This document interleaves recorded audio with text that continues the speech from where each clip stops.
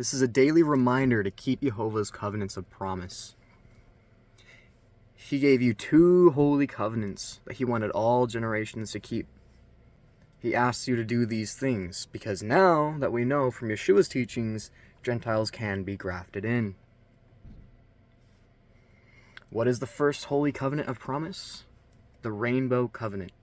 This can be seen after Noah's flood recessed and animals were led in 2 groups out of the ark, showing that there are clean animals and unclean animals before the Mosaic laws were given. What is the next holy covenant of promise? It's the law of life. Far contrast to the law of sin and death, that was given for disobedience and transgression against the 10 Commandments before they were even brought down from the mountain. These are the laws that were written by the finger of God. You can find these in Exodus 20, as well as Deuteronomy 5 furthers it a little bit more, teaches you a little more on it. And even in Revelations, you can see where it tells you to keep the commandments. In fact, all over the Bible, it tells you to keep the commandments. It tells you what happens if you don't, and what you will find if you do. In Revelations, again, it tells you that in order to have a key to the tree of life, to have access to the kingdom, right, you have to be keeping his commandments. Yeshua didn't come to do away with the commandments. He came to do away with the law of sin and death. This is what was nailed to the cross. He came to elevate the law of life. Instead of stoning your brother, instead of stoning your neighbor, instead you rebuke them. For you don't want to suffer sin upon your brother or sister or neighbor or anybody who could be grafted in. Hence the seeking to find the Gentiles.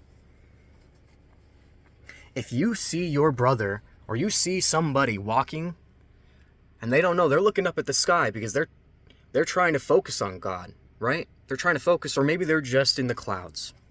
You see them walking and there's a pit right here. Sure, there's a line. Maybe there's someone in front of them leading them that way. And that person barely dodges the pit. But this one's going to walk straight in. What do? Do you yell at them, "Hey, there's a hole there. Watch out. Watch where you're going. Look where you're going. Here's what you're doing. Here's what's going to happen if you keep doing it." Yeshua wants you to go in Scripture. Rebuke. With all long suffering, right? What do you think this means?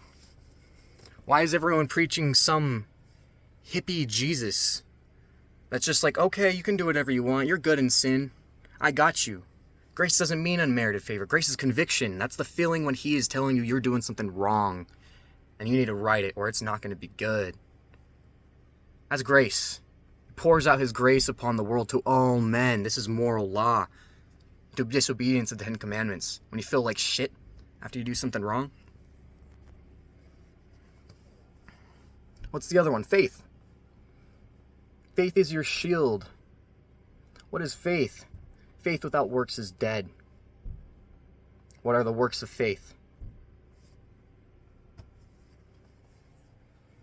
That's a daily reminder. Seek these things. Seek to know what his covenants are. Why does he ask you to guard his commandments?